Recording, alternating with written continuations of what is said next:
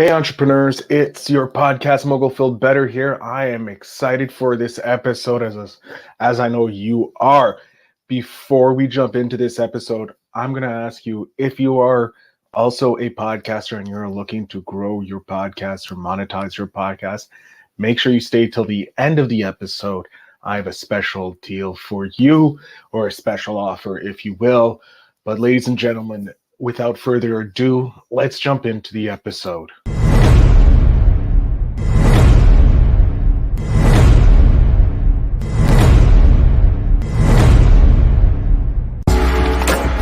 Welcome to Invest in Yourself, the Digital Entrepreneur Podcast. Join the podcast mogul Phil Better as he interviews successful entrepreneurs that make their living in the digital world. Now, let's join your host, Phil Better, and his special guest today on Invest in Yourself, the Digital Entrepreneur Podcast.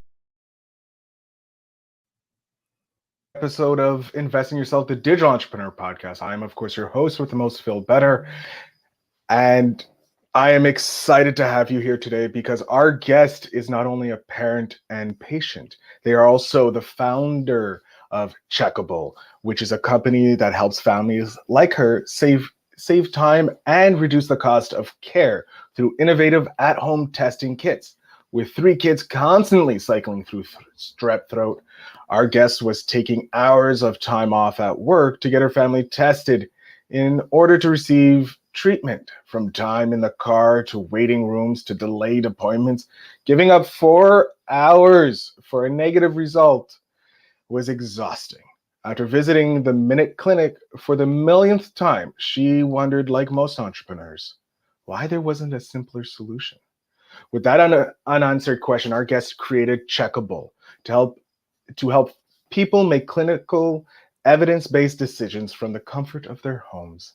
With accurate results, easy to administer tests, and apps connecting to you to telemedicine and prescription providers, you can now test, diagnose, and get prescribed in a matter of minutes, not hours. So please welcome our guest, Patty Post. Patty? Hi, Phil. Thanks for having me. It is a pleasure to have you. How are you doing today? I'm doing awesome. Good. How are you? I am, a little nervous because that was a brand new intro that I just displayed here. And I'm kind of like, oh my God, it was in my head as it was going. I'm like, oh my God, I criticized everything in it. It was awesome. Thank you. I loved the countdown with the fire. Ooh. That was great. And I liked the voiceover. It was a really good intro. Awesome. Excellent. Okay, so my nerves have subsided a bit. Now I just have to wait for my audience to come back and be like, oh, that was good or was it bad? But we'll find out. But Patty, I just read off that you created this amazing company that just saves hours of someone's life, which in today's days and age is like dollars in your pocket. But who are you? Like, who is Patty Post? Well, I identify as an entrepreneur, and I'm a mom of 3. I'm a wife, a daughter, fitness enthusiast. Like I try to be as healthy as possible. And I am a lover of people. I really value people and value where you come from. And that's where I think, the entrepreneurship kind of, when it intersects with that, I see the world differently, that it can be better and life can always be better. I'm an eternal optimist as well. I'll end with that. I love that because I think all entrepreneurs see where life can be better. We all grew up, like this generation of entrepreneurs and probably the next generation as well, and some of the older ones, like we grew up watching these fantastical TV shows showing us this beautiful future like the Jetsons. I'm still waiting for my flying car. I'll take a robot maid at this point, and we're getting close with AI and that, but we all have these visions of a better future, better world, and we weren't provided it. So we're looking for those solutions. We're looking to create it, just like you did with Checkable. Yeah. Which I think is just a genius solution. Did it just spawn just like one, like I said, read in your intro, the millionth time you're at the 1 Minute Clinic? Did it just spawn and be like, yeah, I'm going to get at-home testing? Or did something else help? It was a lot of those visits, and I have the picture. like, you don't take pictures of your kids when they're sick or when they're at the doctor's office. But for some reason, I was taking pictures of this. I was getting really frustrated with them waking up with strep and then being like, oh, I got to cancel my day. Got to go to the doctor. And it was at this one where it was the third time in a week that I had gone. Both of my boys had it, and then my daughter had it on Friday. And so we went after school to the Minute Clinic, which was not even 2 miles away from our house. And we ended up waiting for over an hour. And she's super sick in the cart as we're just like roaming around Target in Minnesota. CVS, Minute Clinic are within a Target. So there she is, like in a little fetal position in the cart, and I'm shopping and trying to give her yogurt and stuff to keep her, happy, Alive. satisfied. Yeah, alive. And then I get the text to go in there. Then we wait again. Finally, when the nurse practitioner comes in, Lily is my daughter. She's laying on the table in a fetal position, and the nurse practitioner is sitting there asking questions and just looking behind her because Lily is to her back. And it just like, boom, went off in my mind. Like, okay, this is a pregnancy test technology. That is what she is going to use on her to test for strep. What is the regulation that makes it that test can't be in the pharmacy?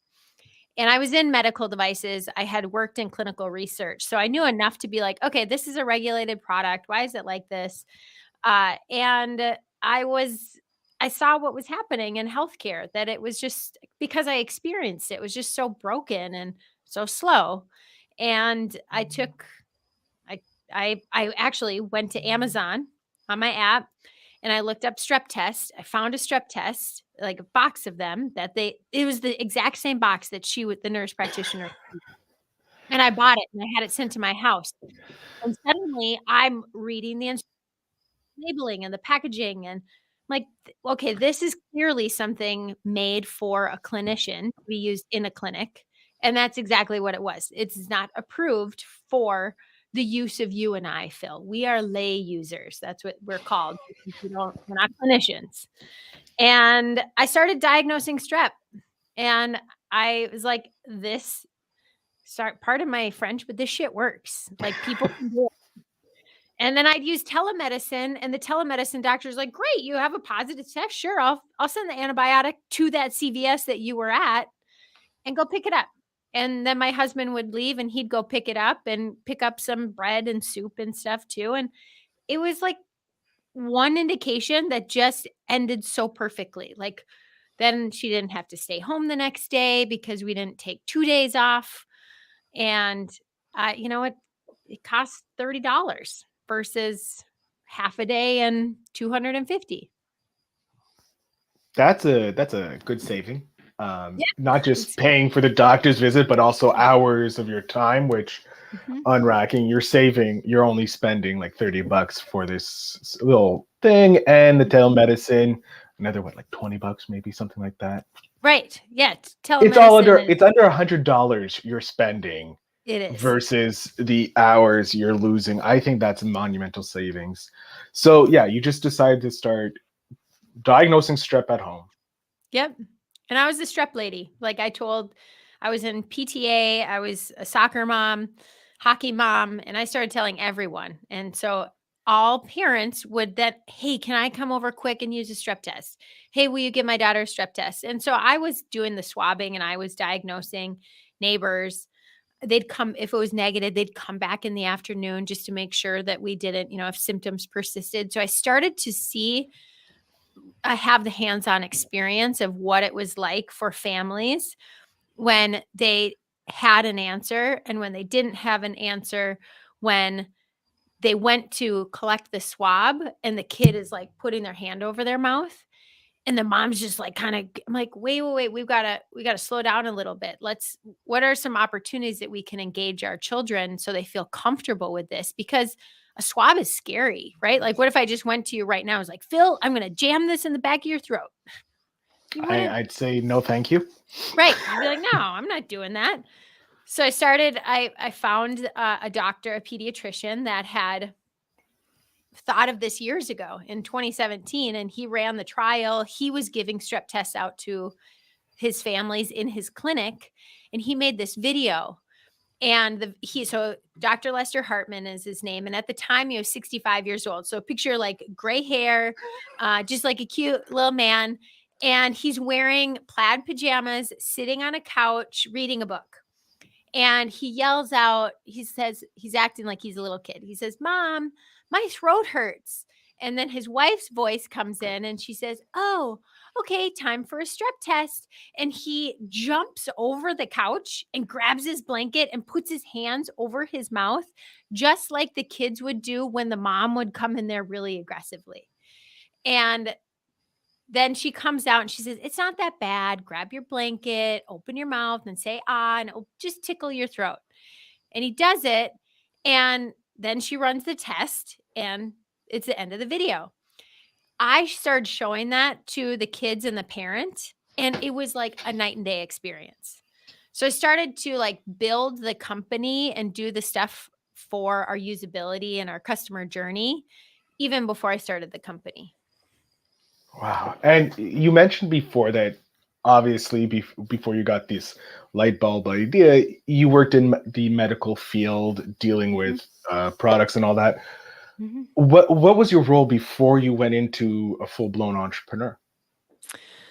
Well, I've always had like a side hustle I was always in sales. I did customer service right out of college for a while. That's like how I got into medical actually. But shortly after that, I went, and I've always had inventing something, and it wasn't like great. Like I wanted to do like a food truck, and I had like these, I was making little kids clothes, like little girl clothes and sewing. And so I had other side hustles, but this one, I had been a medical device rep for 7 years, and I was selling capital equipment, like tools that are used within the hospital, selling them to health systems. And then I was recruited to a clinical research organization where they were even further upstream. So they were working with the tools prior to FDA clearance. So all of that research that needs to be done. And that's how I like knew enough to be like, wait, what, like, how does this regulation work? And then I also knew enough, like, holy cow, the health system there's so much burden on our health system right now that they don't need Patty Post calling and being like, "Hey, can I have an antibiotic for my kid?" Like, no, they've got other things to do. Kids, especially pediatricians, that I knew I was cognizant of the environment, that I knew there was opportunity. I knew there was a problem to be solved, and I was crazy enough, I guess, because when you work in a hospital as a sales rep, like if there's anyone listening that's a rep, like I applaud you. You have so much gumption and confidence that you can go into a place where you aren't welcome at all. Like no one's like, "Yes, we love reps."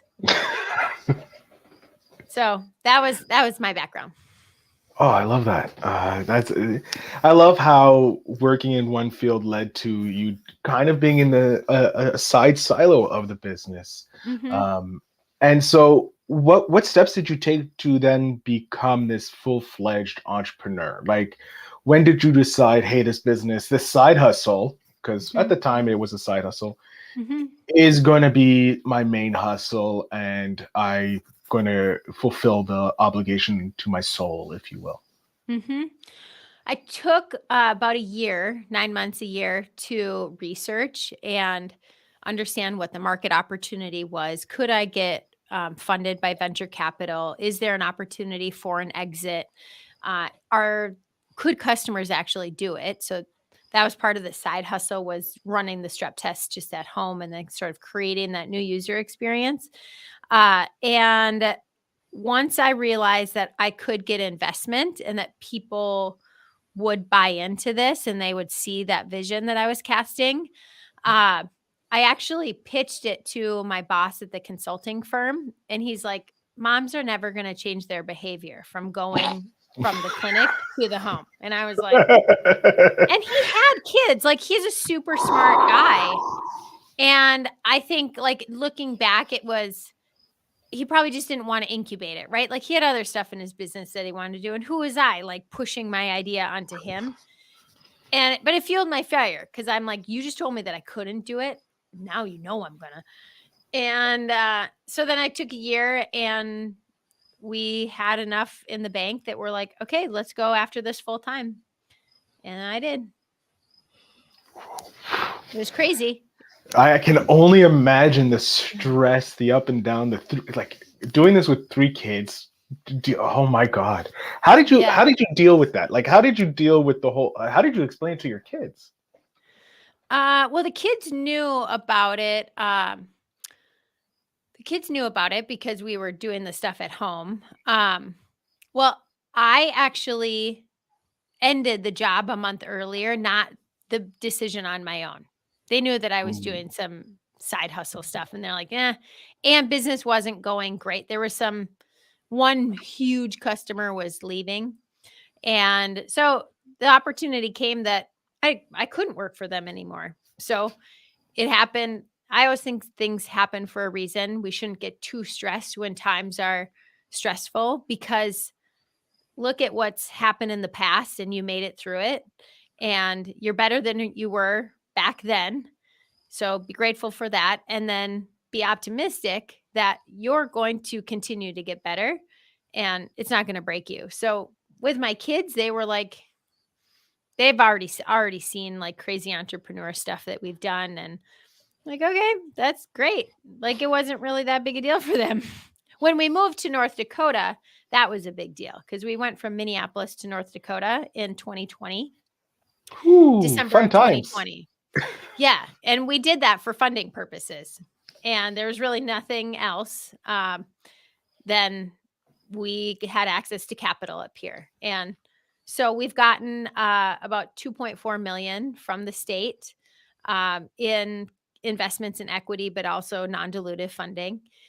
And that they were like, really, we're moving to North Dakota. Like, why can't it be like San Francisco or New York or Boston? Because that's if you think of where like med tech is. I'm like, nope, North Dakota. That's where we're headed. So it's crazy with them. One is he's in college now. So we have 2 at home now. So that makes a huge difference. We're like, okay, we only have to take care of 2 of them. we could each take one. You take one, I take one. We're good. We're not outmanned. Yeah, and the one is a senior in high school, so he's not that. Yeah, and we were like enough. We got married when we were 22 and 23, so we got married early and started kids early. So I don't know. You kind of have that young and dumb, like optimistic, but I'm still like that. Like. Right now, I'm super stressed about fundraising and contracts and like I am probably the ultimate stress level that I've ever been, but I can't take that home and not be present with the ones that I'm so grateful for and I love the most. I love that. I love that. And do you find it hard dropping because it's not like your everyday 9 to 5. Like you can easily leave your work at work when it's a 9 to 5 because it's not your problem. Someone else's business, but this is your business. Do you find it hard leaving the work at home and not bringing some of that stress home? Yes, definitely. I have to do a lot of mindfulness around that. As well as I could work for hours and hours and hours and hours, especially like Saturday, Sunday.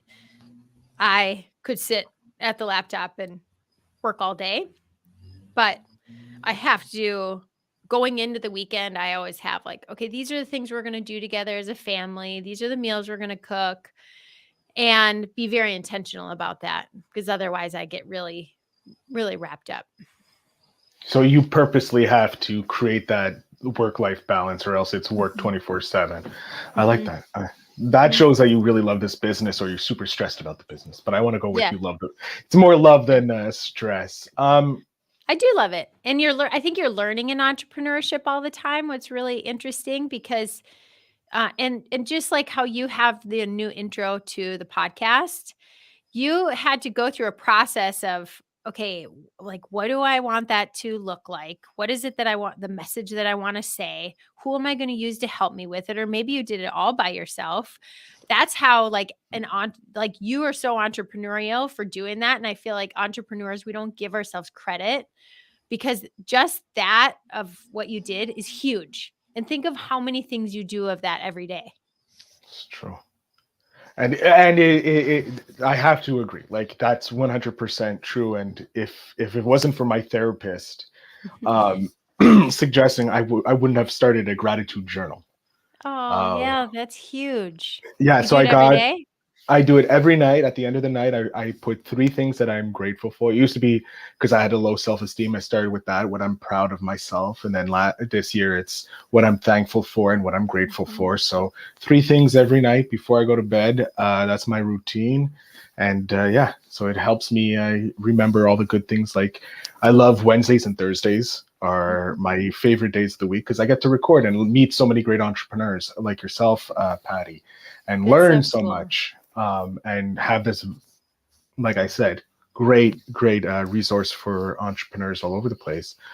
But I want to move over and let's get them into some more resource-based and tips and strategies and all that for our entrepreneurial listeners who may be salespeople who want to take their understand that, hey, failure is okay, because it is okay. Because, like you said, you had a whole bunch of side hustles in the beginning that some were good, some were bad, some just we're not going to mention, right? Yeah. We all have those. We don't speak of those. Those are the ones we keep in the little closet. We go, don't look at that one. We love it Yeah. still, but it's yeah. It was a good idea, just no one caught on yet. I was ahead of my time. I know it was. But anyways, I would love maybe if you could share maybe some advice, a tip, strategy, anything you would like, some wisdom that you have gained over your time as an entrepreneur in the medical field to the listeners. The one piece of advice that I still use today, well, I use many of them, but the one that I like the most is just show up. And when you get to be a medical device rep, they give you all of your products. Like, for example, you get, I had drills that were used for brain surgery, ear, nose, and throat surgeries, and spine surgeries.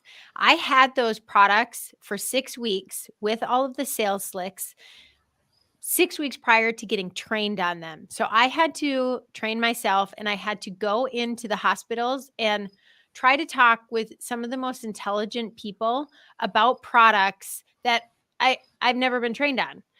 And the advice of just show up is just be present. You never know what's going to happen if you don't show up. So you damn well better show up.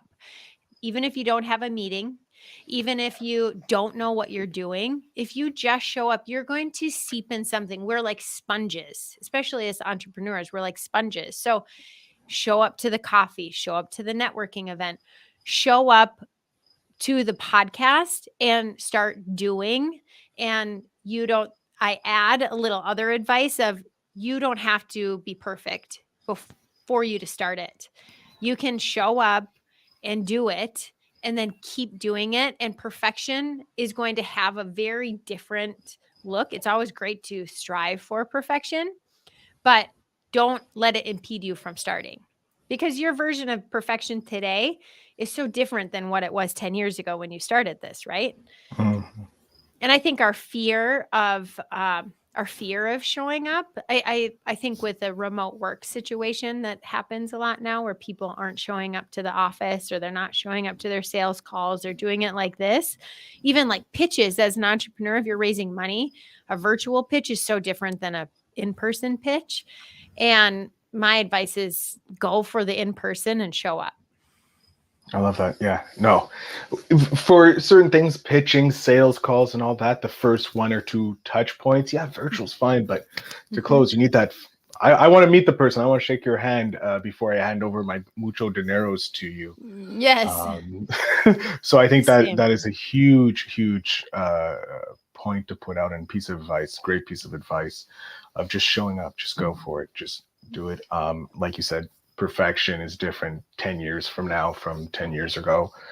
Oh, I love it. I'm an avid reader. I love reading. If I don't read, I'm bored. What's one book you really often suggest to entrepreneurs to read? B 2.0. It's B Entrepreneurial 2.0. It's by Jim Collins. I read that every year. I just think it's a great book with case studies, talks about entrepreneurialism, talks about more of probably the like research side of being an entrepreneur. I get a ton out of that book. I am a daily reader of the Bible. I think you can get lots of great, whether your faith is Christianity or Judaism, or if you read the Quran, you're a Muslim. I think whatever that faith is, and you can get truth out of that and read it every day. And it applies. What's crazy is whatever faith you are, because my VP of product is Hindi. And when he reads certain things, and when he reads things that his God has written, it's like he could read it 3 weeks ago, and then he'll read it today, and it has a different meaning. And that's what I think is what's great about I guess any book goes on your experience, right? How you're feeling that day. What frame of mind are you in? I like that. But yeah, with a religious text, obviously there's subtext to subtext on it. So obviously there's a lot more to it than just reading a business book, which is just one little bit of knowledge. I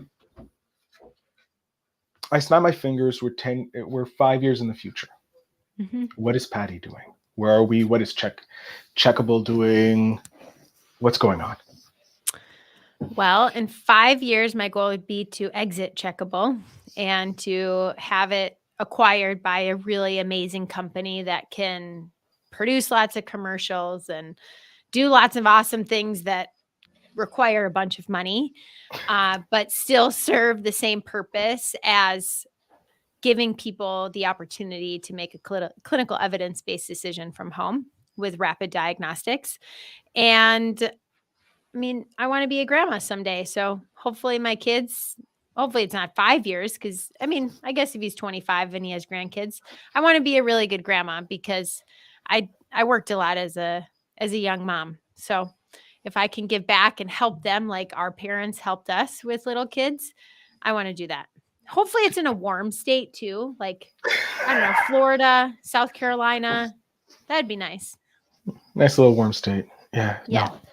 I hope that for you. And hopefully before you get to retire as a young grandmother to a southern warm state, I hope we get to have a chance to have you back on the podcast. But before we leave, and you're very welcome, I've been enjoying this, I have to get your advice. Got 10-year-old Patty right here. She's a firecracker. She's raring to go. She wants one piece of advice from you. What piece of advice are we giving young Patty? I am going to give her the advice that every day is a day to excel. That every day you should be doing something, whether that's being nice to someone, whether that's working on whatever you love. But truly every day is an opportunity. I love it.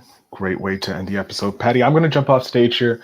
I'm going to let the audience have a chance to hear from you, where they can support you, where they can find out more about Checkable, because I'm guaranteeing there's a few single moms or some mothers listening and fathers here going, I want to be able to diagnose and save some time. So the floor is yours.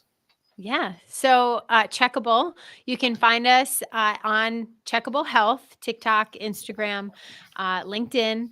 And then me personally, if you want to follow the entrepreneur journey, it's Patty Post, CEO, on TikTok and on Instagram. And DM me if you have questions. I love to talk entrepreneurship, done some crazy things in my life. So love to hear how other people are making the world a better place too. Awesome. Patty, I can't thank you enough for coming onto the show and sharing your wisdom with my audience. I've had a great time talking with you.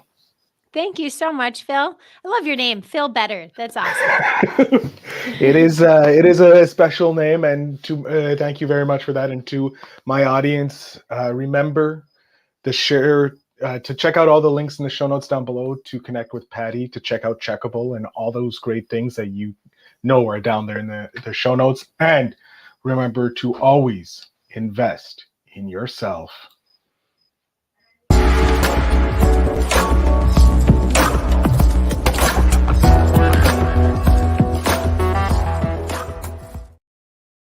Hey, digital entrepreneurs, thank you so much for listening to this episode. I hope you guys have enjoyed it.